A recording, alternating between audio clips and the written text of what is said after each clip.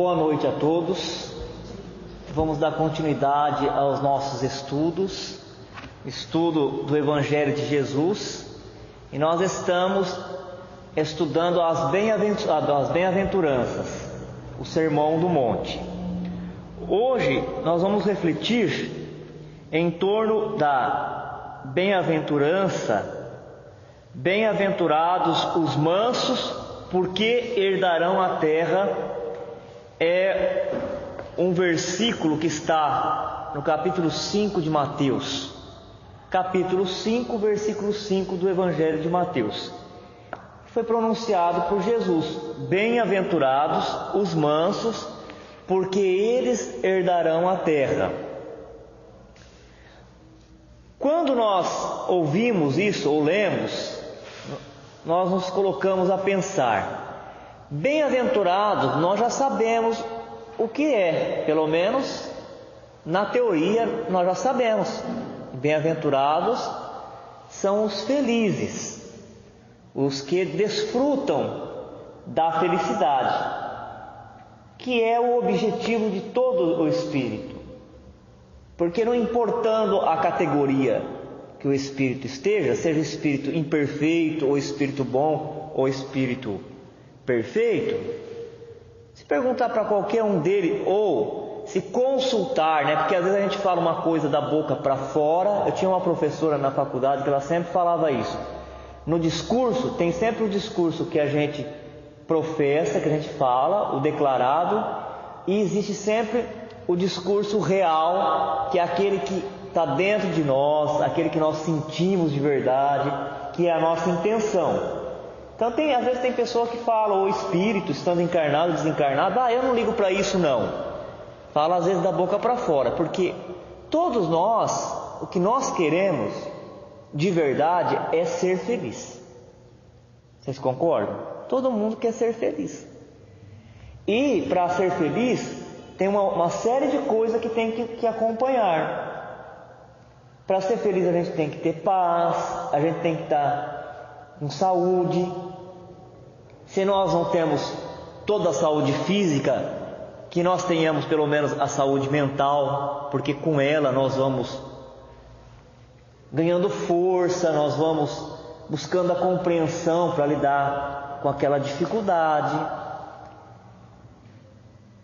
Para ser feliz, aqueles que nós amamos, que nós prezamos, consideramos, têm que estar bem, uma série de coisas. Mas todo mundo quer ser feliz.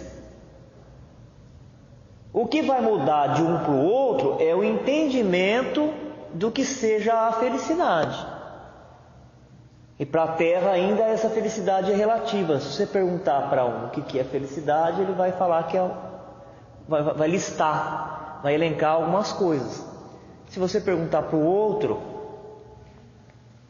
ele vai falar que a felicidade para ele é outra coisa.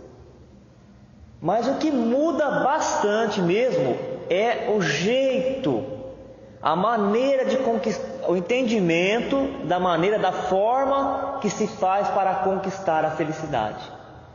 Porque todo mundo está fazendo aquilo que acha que está certo, não é? Todo mundo está fazendo aquilo que acha que está certo. Cada um no seu plano de entendimento, de compreensão, acha que está fazendo o que está certo para alcançar a sua felicidade. O Chico Xavier, quando ele passava para ir para o centro e as pessoas que estavam acompanhando ele, alguns criticavam. E a gente também, quantas vezes não fez isso, né? Fala: olha, esse pessoal aí está sentado aí nessa mesa do bar, bebendo, ficam bebendo, falando alto, gritando, jogando, come fora de hora. E ele falava: nós não devemos criticar, porque na cabeça, no entendimento, no grau de compreensão deste irmão, ele está se movimentando no limite do que lhe é possível. Não significa que a eternidade ele vai ser assim. É a nossa pressa, Quando nós estávamos lá, nós achávamos que estava tudo certo. Depois que a gente abriu só uma janelinha, uma portinha da luz, do entendimento, às vezes a gente nem está fazendo tudo aquilo que a gente já sabe que está certo, mas Abriu a porta, abriu a janela, entrou um pouquinho de raio de luz e a gente viu que existe uma vida diferente, mais ampla, cheia de possibilidade. Aí a gente quer que todo mundo corra e esteja onde nós estamos, sem a gente considerar que nós temos muito para caminhar, para chegar próximo daqueles que estão aqui, dos Espíritos que estão aqui para nos ajudar. Imagine então do nosso ideal. Então o que muda de um para outro é essa compreensão, essa forma de entender, de como fazer, o que fazer, como viver para alcançar essa felicidade. Agora que todos querem ser felizes, todos querem. Aqui, na sequência, Jesus coloca um desdobramento. Ele coloca uma promessa, uma garantia e depois uma condição para isso. Então ele diz assim: bem-aventurados, felizes os mansos, porque eles herdarão a terra. Fala que para ser feliz a gente tem que alcançar todos aqueles critérios daquelas bem-aventuranças que nós já estudamos até aqui e outras que teremos que estudar, né? E também a mansietude. Quando ele fala que bem-aventurados são os mansos, quer dizer, felizes serão os mansos, podemos também ler que se nós não formos mansos, nós não seremos felizes. Se nós não formos mansos, nós não seremos felizes. Que para ser feliz, há felicidade espiritual. A felicidade trazida por Jesus é uma felicidade espiritual. É uma felicidade completa e é uma felicidade que aquele que conseguiu, porque ela é conquista, ela é trabalho, jamais perderá. Não é aquela felicidade assim, eu estava tão feliz. Não é essa. Porque se estava, não está mais, então você não é feliz, você estava feliz. Por isso que fala que a felicidade da terra é relativa, né? É relativa, porque aquele que está cumprindo o seu trabalho, o seu dever, ele tem a consciência tranquila, então ele vive uma vida equilibrada, uma vida que não traz consequência desagradável para ele, não traz conflito, ele pode já se considerar feliz, num meio tão conturbado, né? Numa paisagem tão hostil como está a terra, de violência, de agressividade, de competição. Você conseguir ter uma vida simples, uma vida em que você cumpre o seu dever de cristão, pode ser considerado uma felicidade relativa. Quer dizer, quando a gente fala relativa, a palavra relativa é comparado com aqueles que vivem na terra. Mas essa promessa para o futuro, Jesus está nos impulsionando para a perfeição. Esse foi o trabalho de Jesus, vir e através do exemplo dele, deixar uma amostra, um modelo de como que os espíritos estão aqui na Terra, para onde eles deverão se encaminhar. Quer dizer, nós estamos assim, cada um está numa faixa, né? A maioria aqui na Terra é espírito imperfeito, nós temos entre nós alguns espíritos bons, mas para onde todos estão caminhando? Para ser como Jesus. Por isso que herdarão. Agora, veja só, se nós somos espíritas e nós sabemos que a maior parte da nossa imortalidade nós vamos viver no mundo espiritual, interessa para a gente herdar a terra? Eu já sei que se eu nascer hoje aqui na terra, pela expectativa, vamos esticar ela bastante, esticar bastante a expectativa de vida aqui. Se eu viver bastante, eu vou viver 130 anos, não é? Então eu tenho que ser manso para herdar a terra. Eu sei que todo mundo desencarna e retorna para o mundo espiritual. Qual será a mensagem profunda dessa bem-aventurança? O que Jesus quis dizer de verdade quando ele disse: felizes são os mansos, porque eles herdarão a terra? Em que sentido herdar a terra? Porque eu já estou na terra.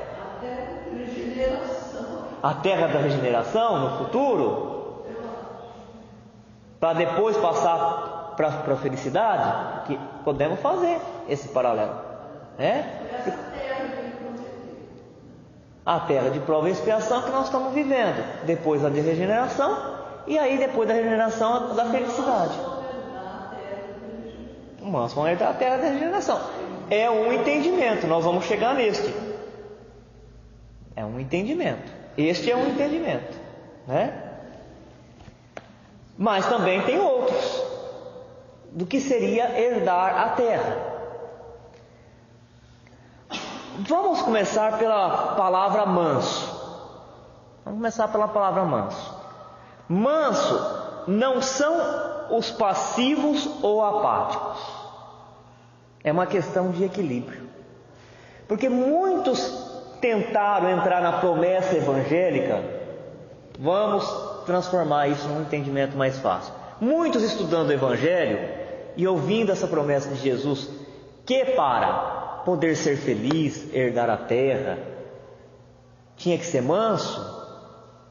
Então tomaram uma posição de apatia. Apático, não faz nada. Quem não faz nada não erra, mas também não acerta.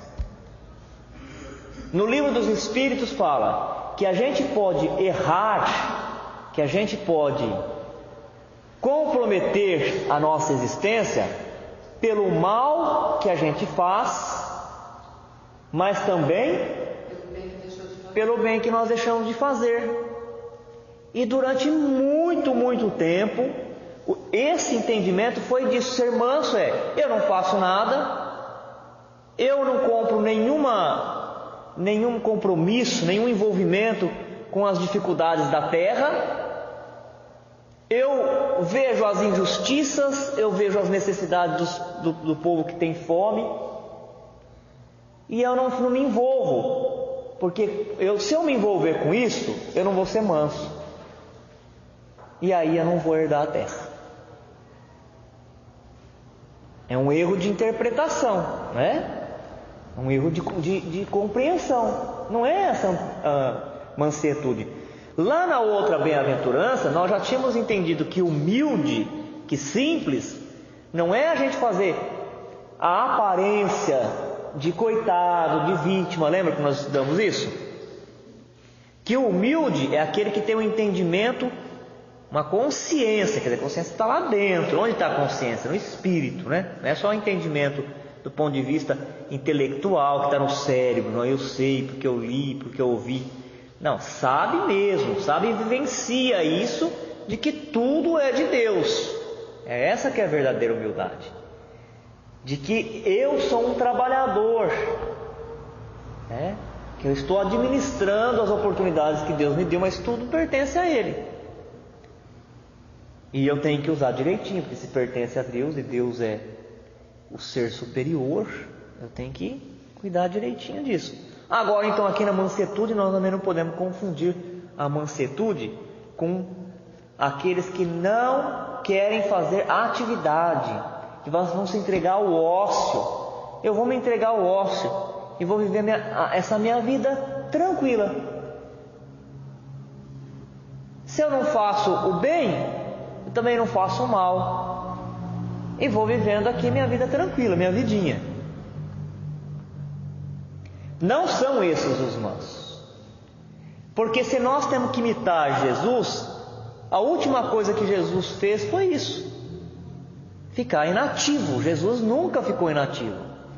E pelo contrário, para nos ensinar que nós deveríamos estar sempre ativo, mesmo quando o corpo físico nosso já não conseguir mais nos oferecer o ritmo de movimento corporal, nós poderemos estar ativos através do pensamento, através da oração, através de procurar usar os meios que nós temos para ajudar, né?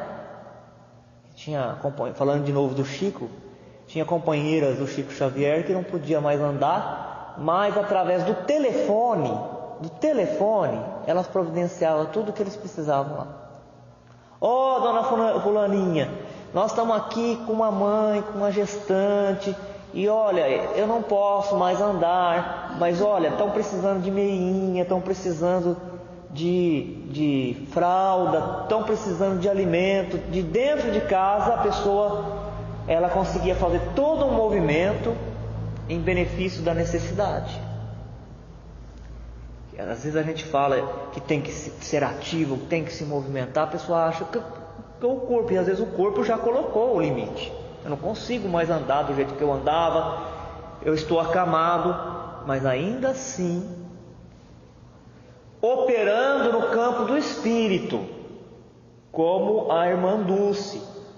Quando perguntaram para ela: agora, irmã Dulce, agora você não pode mais fazer nada, nós estamos com pena. Ela falou: não tenha pena de mim, não. Eu estou aqui deitada, mas eu estou trabalhando, porque na hora que eu inspiro eu falo: meu Deus. Na hora que eu exalo, eu falo: cuida de todas essas crianças, de todo esse meu povo, de todos esses meus irmãozinhos. Ela já tinha compreendido como é que funcionam as leis espirituais. Os mansos são aqueles que têm aberto o coração às claridades espirituais. Esses que são mansos. Porque o orgulhoso, o rebelde, o que está cheio de si mesmo, ele não se abre às claridades espirituais. Ou ele não acredita em Deus, porque se ele acreditar em Deus, ele vai ter que acreditar que existe alguém sobre ele, acima dele, ele não aceita. Ou então, se ele faz menção, quer dizer, fala que acredita em Deus, mas é orgulhoso, ele está sempre carregado do seu ponto de vista. As coisas na cabeça dele, daquele que não é manso, já estão tudo pronto. Então, por mais que ele fale que ele acredita em Deus, por mais que ele fale que ele ora, buscando a inspiração de Deus, quando a resposta vem, ele não consegue ouvir, ele não consegue escutar. A mente, ela tem que ao redor dela se desmaterializando para captar a intuição do mundo espiritual. Quanto mais cheio de matéria, a luz de Deus chega para todo mundo. Não fala lá no Evangelho? Quando o sol se nasce no leste, ele nasce para todos, para os bons e para os maus, para os justos e injustos, para os sábios e para os ignorantes. Ela vem para todos, mas todos aproveitam essa luz de igual forma? Não aproveita. Assim também as coisas de Deus. Através do fluido cósmico, ele lança o pensamento dele, lança o amor dele e chega para todos. Mas aqueles que estão mais desmaterializados, eu não estou falando só na parte física, do corpo físico, não. Porque até isso vai mudando. O espírito vai se aperfeiçoando, o perispírito vai ficando menos denso e o corpo também vai tendo um desenho mais sutil, né? Vai ficando menos robusto, a linguagem vai ficando mais espiritualizada, tudo isso. Mas nós estamos falando de materializado nos pensamentos, naquilo que busca na vida, naquilo que dá valor, naquilo que dá prioridade, no motivo que nos leva a sofrer. Pergunta cada um para si mesmo: o que está me levando a sofrer? Se aquilo que está nos levando a sofrer são coisas materiais e só coisas materiais, nós estamos muito materializados, precisa desmaterializar. Se aquilo que nos está levando a sofrer são questões morais, questões espirituais, nós já estamos um passo à frente.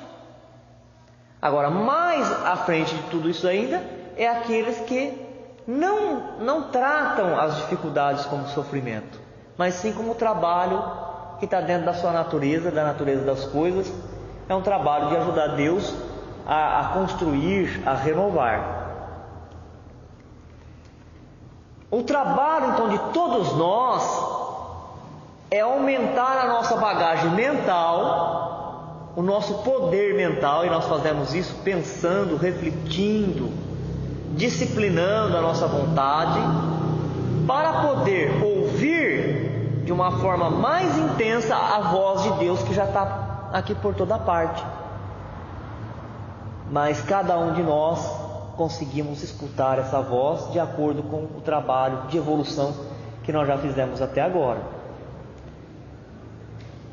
Esse que tem o coração aberto às claridades espirituais, ele ouve o ensinamento, ele ouve a palavra de Deus através do Evangelho, ele consegue sentir a presença dos bons espíritos, ele assimila as informações que os bons espíritos trazem para ele e ele se esforça para colocar em prática, mesmo com toda a dificuldade que isso vai se apresentar.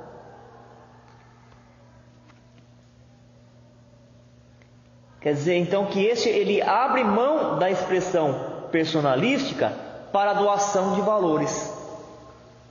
Aquele que não é manso é aquele que eu sou, eu mando, eu tenho razão, eu quero assim, tem que ser desse jeito. Então, esta é a expressão personalística, quer dizer, a sua personalidade. Se é empregado, personalidade como empregado tem que prevalecer. Se é patrão, a personalidade dele como patrão, como dono, tem que prevalecer. O manso, como Jesus disse, ele consegue ultrapassar tudo isso. Como o André Luiz diz, né? Cada encarnação nós recebemos uma ficha de trabalho, um título, para começar pelo sexo. Recebe essa encarnação o título de mulher, o título de homem.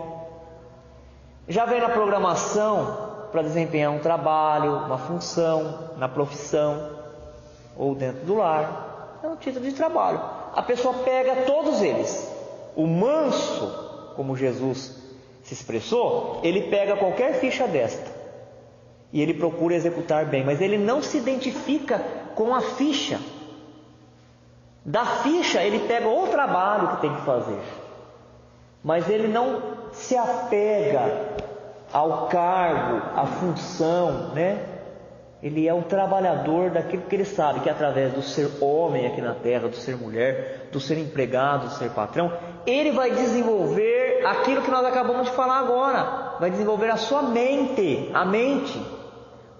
Porque se a mente é equilibrada, ela é harmônica, a mente está preparada para ouvir, está preparada para enxergar as coisas de Deus, o Espírito toma decisão acertada, e aí a própria lei de causa e efeito se encarrega de trazer para ele aquilo que ele precisa para ser feliz. Aí a gente já vai percebendo porque Jesus colocou no futuro, herdarão.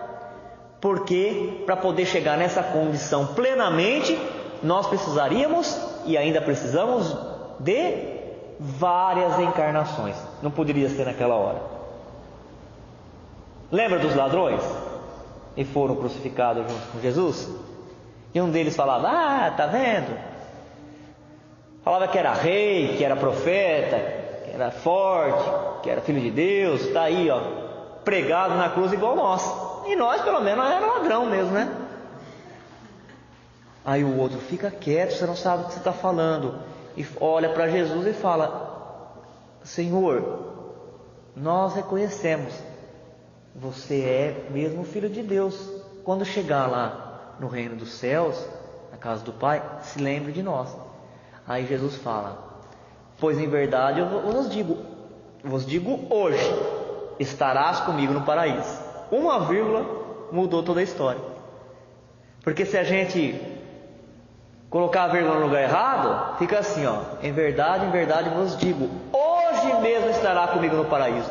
O Espiritismo veio revelar que pelas ordens naturais, pela lei natural, nem Jesus podia tirar o ladrão da condição de ladrão e levar para dimensões espirituais superiores. Não é isso? Mas Jesus estava dando uma esperança. O que mais nós precisamos, gente, do que uma esperança? Estava dando uma esperança para ele: olha, não se acomode, não se entregue não. Você estava exortando a se preparar para uma nova encarnação. Você estará comigo no paraíso, porque todos estarão. Não é a única fatalidade, a única certeza que todos nós temos, que por mais grosseiro, por mais endurecido que seja um espírito hoje, um dia ele alcançará a angelitude.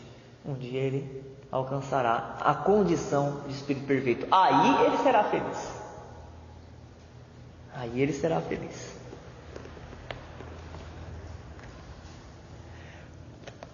Isso eu achei muito interessante, gente.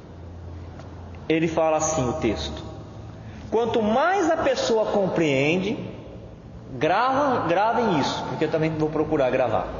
Quanto mais a pessoa compreende, aqui não está falando de cálculo de matemática, né? Está falando de gramática, tudo isso nós temos que saber, porque é uma necessidade nossa aqui na Terra, para a gente se entender, se comunicar e organizar as nossas coisas. Ele está falando de compreensão espiritual. Quanto mais a pessoa compreende, menos ela quer. Estão entendendo agora o que é ser manso? Quanto mais ela compreende, menos ela quer. Quanto menos ela compreende, menos espiritualidade, mais coisa ela quer, né? E aí não tem jeito de ela ser manso, porque se ela quer, o outro quer, ela tem que ser brava, tem que disputar, tem que competir, tem que arrancar pedaço. É a lei do mais forte, é a lei da terra, é o reino da terra, é o mundo da terra, não é o mundo espiritual, que está na contraponta. O Evangelho, gente, ele é a contraponta do reino do mundo. Sem entender que nós devemos desprezar aqui, né, a paisagem, nada disso, o corpo físico, não, mas os interesses. É preferível desprezar as coisas que a terra nos oferece e correr atrás das coisas espirituais, do que desprezar as coisas espirituais e correr atrás das coisas que a terra nos oferece. Então, de novo, quanto mais a pessoa compreende, menos ela quer, menos ela possui, e mais, isso é verdade, se a gente conseguisse viver isso, e mais ela desfruta da vida. E mais ela desfruta da vida. Uma vez eu fui dar esse exemplo, a pessoa falou, mas aí é amigo por ser interesseiro. Eu falei, não, vamos tirar essa parte de interesseiro. Vamos pensar num amigo sincero. Um amigo sincero que tem um monte de amigo e que fica feliz quando todos os amigos prosperam, ele prospera junto com ele, não é verdade, gente?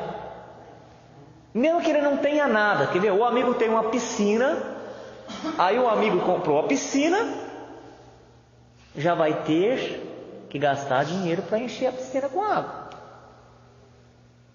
E vai ter que gastar dinheiro comprando cloro, algicida, fungicida, e vai ter que, de vez em quando, contratar alguém para limpar, porque quem já limpou piscina sabe que sozinho você não dá conta. Uma hora se abandona. Agora, se eu tenho um amigo que tem uma piscina, não estou falando que é para ter interesse, é para a gente chegar nessa compreensão. Ele me convida, porque ele é meu amigo, ele gosta de mim, eu gosto dele, para nadar na piscina dele. Eu desfrutei da piscina, da alegria de estar junto com ele, desfrutei da piscina. Aí o outro tem uma chácara, ele me convida para ir na chácara. Eu não tenho chácara, mas ele convidou. Se eu sou manso, eu estou feliz com o trabalho que Deus me deu nessa encarnação, eu fico feliz de poder estar ali naquele momento, mesmo não sendo meu, e sentindo a felicidade que o outro tem de me oferecer aquilo. Percebe que até no campo físico, no campo material, a pessoa ela usufrui de tudo? Ela usufrui de tudo. Ela vai no meio da natureza, ela fala, tudo isso daqui é de Deus, e eu sou filho de Deus, isso aqui é meu também. Agora, aquele que está no caminho inverso disso, ele se candidata à infelicidade, porque ele sai da posição de administrador e vira o escravo dos bens materiais. Vamos fazer agora um detalhamento deste item. Ser manso na terra de prova e expiação, ela não é fácil. Todo espírita já sabe que, se reencarnando na terra, nós vamos conviver com os diferentes. Estando no mundo espiritual, não estou falando na zona umbralina, estando no mundo espiritual, já nas colônias, nas cidades organizadas, nós vivemos com os iguais, não é? No mundo espiritual, o amor é a lei. E através do amor, as pessoas se atraem.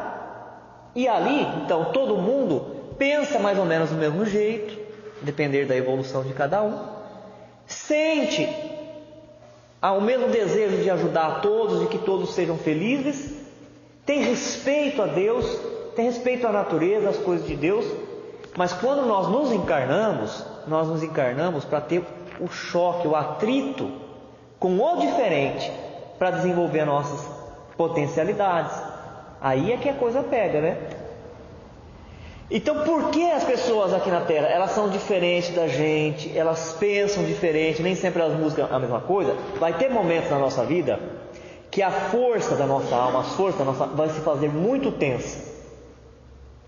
Ela vai se fazer tão tensa que ela vai parecer um carregamento de armas, de explosivos, que pode ser detonado pelo gatilho da boca. Muitas vezes, as reações diante do mal, uma agressão verbal que alguém nos faça, alguma coisa que nos prejudica, ou prejudica a nossa família, ou prejudica mesmo a comunidade, isso são reações diante do mal. Vai nos causar mágoa, como se fosse um espinho cravado em nós mesmos, como se fosse um sopro de desespero que vai nos deixar agitados, aturdidos, sem saber o que fazer, sem conseguir organizar o nosso pensamento e os nossos sentimentos. Mas ainda assim, essa é a mensagem de Jesus, ainda assim, se você puder, é melhor para você. Se você puder, melhor para você. Reflete para falar. Porque ninguém de nós, nessa etapa evolutiva, vamos passar pela Terra assim, numa linha reta, sem perder o equilíbrio. Não é? Nós vamos ficar desse jeito como foi colocado pelo Espírito benfeitor aqui. Nós vamos ficar tem hora que nós vamos ficar como se fosse uma bomba atômica a ponto de explodir. Mas quando uma bomba atômica explode, gente, quais são as consequências disso? Para todos que estão ao redor. Então, se você conseguir esse autodomínio, chefiar as suas emoções, chefiar o seu sentimento e refletir para falar, você terá a recompensa disso. Porque na hora a gente quer descarregar, mas depois que a gente falou o que a gente fez, a gente quer correr, apagar, e é muito difícil acertar tudo. É muito difícil. E a gente sofre, a gente entra num estado de sofrimento. Porque na hora que nós estamos acumulados com aquelas forças, com aquela vibração forte, o que a gente quer é descarregar, tirar aquilo da gente, limpar, fazer uma descarga.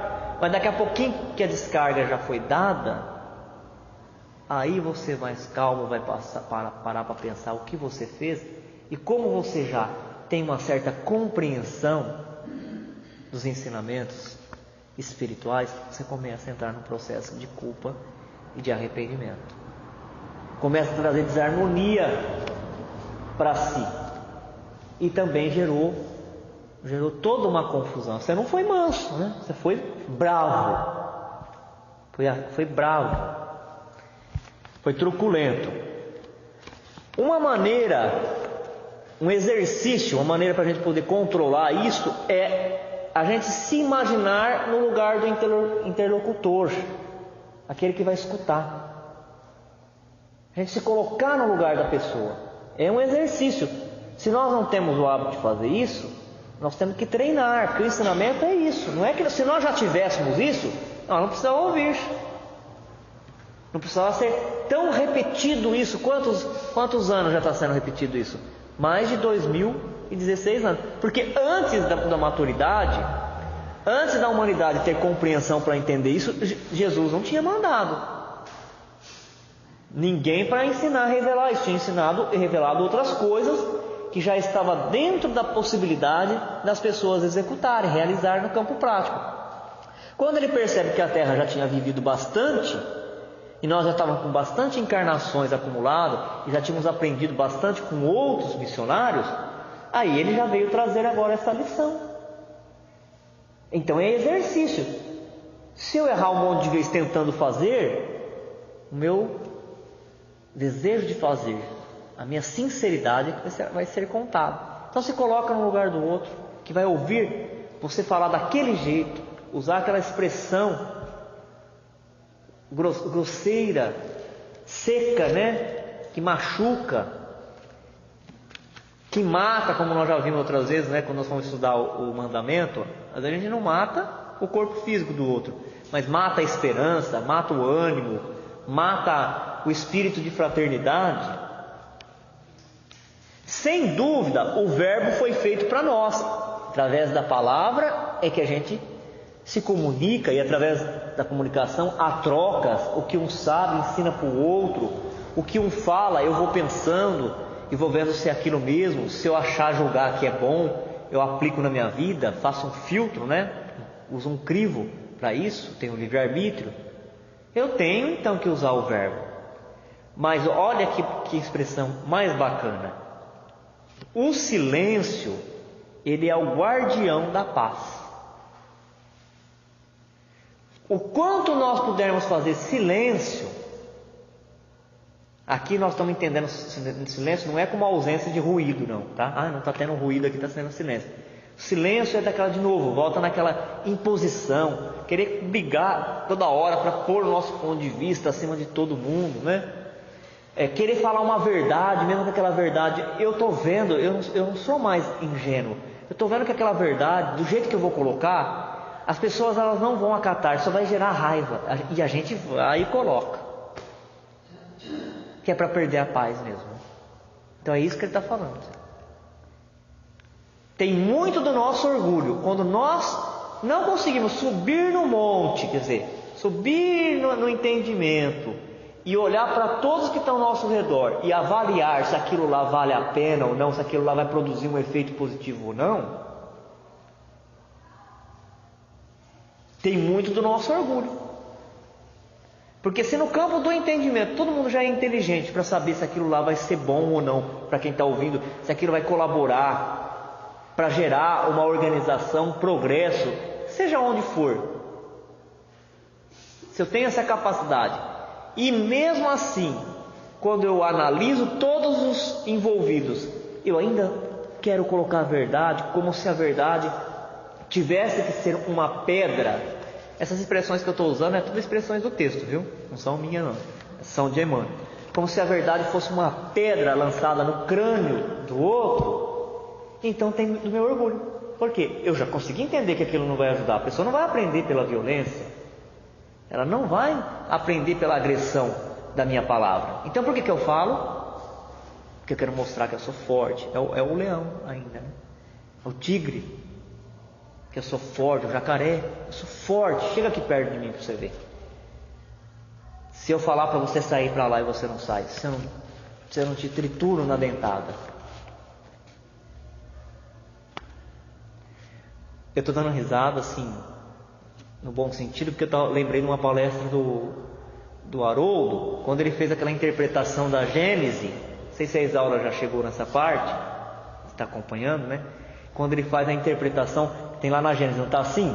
Deus criou o homem e disse assim para o homem: dominai sobre todos os animais, dominai sobre as aves que voam, sobre os animais que nadam, sobre os animais que rastejam, dominai sobre todos. E olha a contribuição do Espiritismo mais uma vez. Não é dominar o cavalo, porque o cavalo ele é inteligente, ele é sensível. É dominar o reino inferior que está em nós, porque nós já passamos por todos esses reinos para chegar na condição de homem. Agora nós temos que arrematar o trabalho.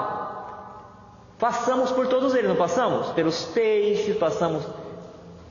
Não por todas as espécies de peixe, pelo lambari, pelo bagre, pelo grupo, né? Animais aquáticos. Passamos pelas aves, pelos répteis, pelos mamíferos. E hoje, no grupo dos mamíferos, nós somos o que tem raciocínio, o que tem senso moral, o que tem consciência de que existe, da sua individualidade. Tem um livre-arbítrio, mas agora falta o trabalho de arrematar de organizar, de completar esse trabalho, que foi um trabalho já importante, de muito tempo, que é de dominar os animais que tem em nós mesmos, quer dizer, em todas as nossas encarnações passadas. Se o silêncio é o guardião da paz, nós temos que tomar cuidado na hora de falar, porque tem que falar, mas tem que usar o verbo de maneira correta, para que a gente não despeje azedume e inquietação. Eu estou vendo uma coisa errada que está acontecendo na minha rua, no meu bairro. Se eu falar, eu vou resolver alguma coisa? Vai resolver aquele problema? Vai achar a solução? Se eu falar daquele jeito? Ou é melhor eu estudar uma melhor maneira de falar e falar para quem poderá resolver o problema? Se eu falo inconsequentemente, em todo lugar que eu vou, estou gerando inquietação.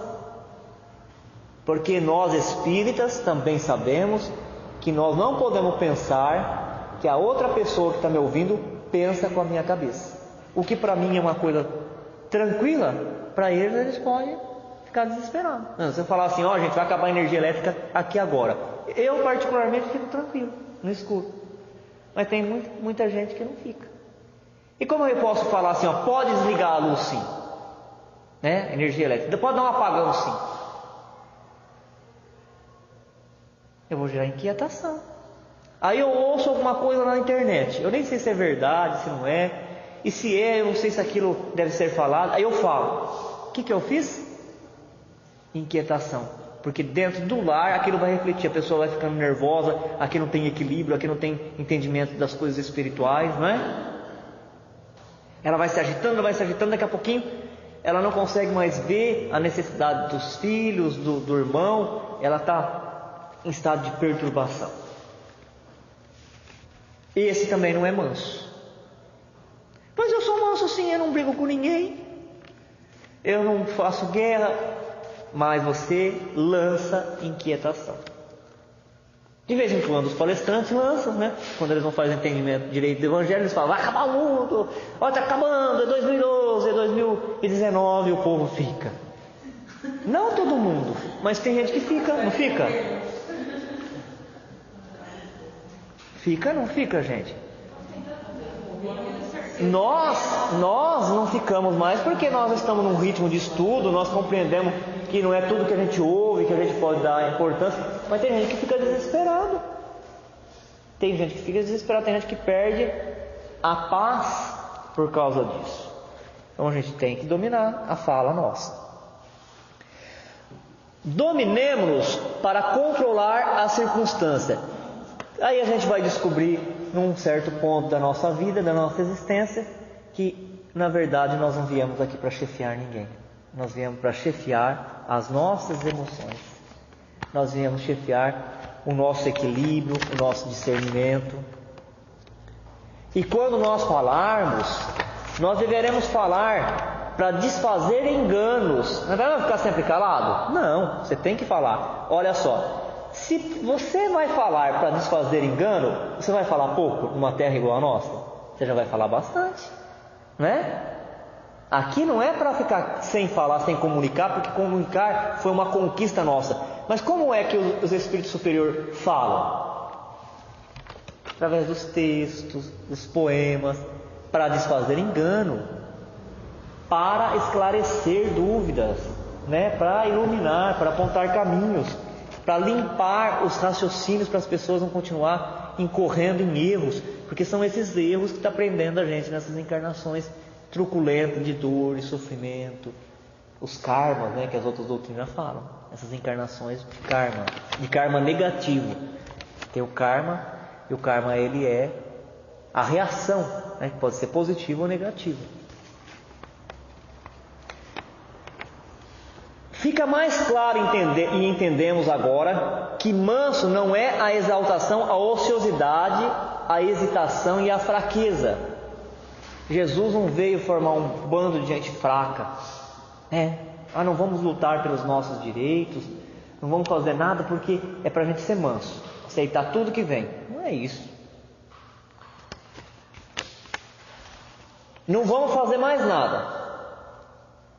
vamos falar assim, tá tudo certo, vai dar tudo certo, e a gente não vai fazer nada. Vai dar tudo certo, desde que nós estejamos fazendo a nossa parte, fazendo certo. Aí sim, vamos continuar, é isso que a gente tem que falar, vamos continuar fazendo a nossa parte, cumprindo com as nossas obrigações, que aí vai dar tudo certo, né? Então esses mansos, eles sabem plantar o bem e esperar a colheita, sem desespero e sem violência. Ele começa através de um processo de educação, educando a si mesmo, educando as pessoas que estão ao redor. E elas sabem que as encarnações vai trazer as coisas para o seu lugar, né? Não, vamos impor, tem que ser agora, todo mundo tem que entender, como Judas queria. Nosso Judas, ele não era de todo mal intencionado. Ele queria que Jesus, lá há 2016 anos, por decreto, colocasse todos nós no planeta de felicidade. Ou pelo menos colocasse aqueles que estavam do lado deles. E o resto não quer mesmo, né? Põe para fora.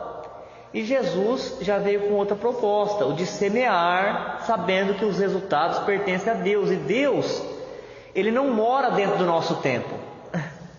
Ele não tem pressa. Ele é o controlador de tudo, né?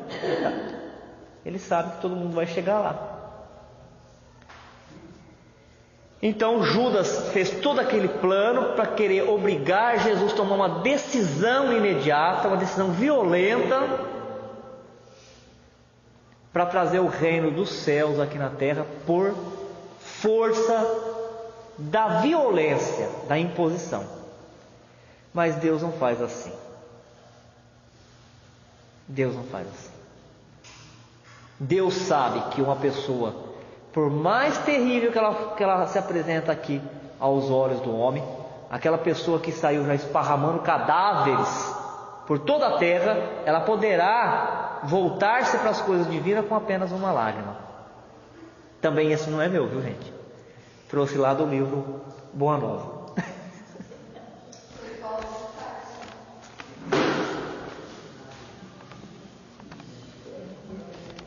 Então, não precisa aguardar o futuro. Lembra que eu falei que esse ser manso, herdar a terra, pode ser da regeneração? Pode, porque por consequência vai pôr a gente na regeneração e depois no planeta feliz. Mas não precisa aguardar o futuro. Cultuando a bondade fraternal, nós já estaremos recebendo essa herança na terra. Porque herdar a terra é dominar os impulsos que, estando na terra, nós deveremos dominar. Então, herdar é dominar, não deixar-se arrastar pelas coisas da terra. A pretexto de venerar a verdade, não aniquiles a promessa de amor. Todo mundo sabe que para a semente chegar, nós temos que trabalhar o solo, às vezes é necessário arar. Se ele é pantanoso, tem que drenar, tirar a água. Se o mato está alto, tem que cortar o mato. Se um temporal trouxe um monte de detrito, quebrou galho, arrancou árvores, tem que esperar, porque a própria natureza vai aproveitar aqueles detritos, decompor e transformar aquilo em adubo, o que parecia destruição. Possuir a terra. Existe uma diferença entre possuir e ser possuído.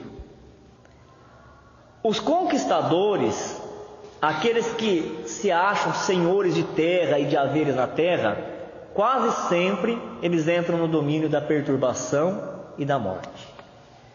Os caluniadores conseguem, de uma forma ilusória, conseguem o apreço do público, da multidão. O povo fala, olha que pessoa importante. Às vezes ele conseguiu aquilo na custo de caluniador, mas ele está plantando para ele amargosas desilusões. Quer dizer, ele não é manso, ele é violento, porque ele quer agora, ele quer estar bem agora. Então ele faz isso à custa das conquistas, das calúnias.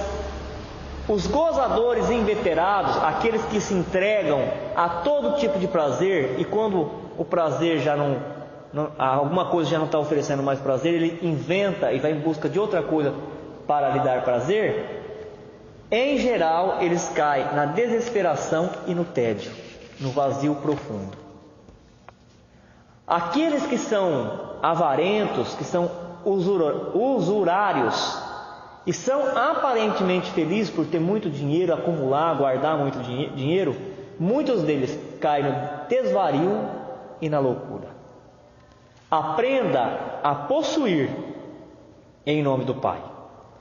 Não vale trocar golpe por golpe, injúria por injúria, mal por mal. Devemos começar a implantar o reino de Deus no mundo, a iniciar por nós mesmos. E para isso nós temos que suportar para renovar, sofrer para soerguer, apoiar para levantar e renunciar para possuir. Esse é o convite do Evangelho. Está aqui, esse é o convite. Quer abraçar? Suporta para renovar, sofra para soerguer, apoia para levantar, renuncia para possuir. Fazendo isso,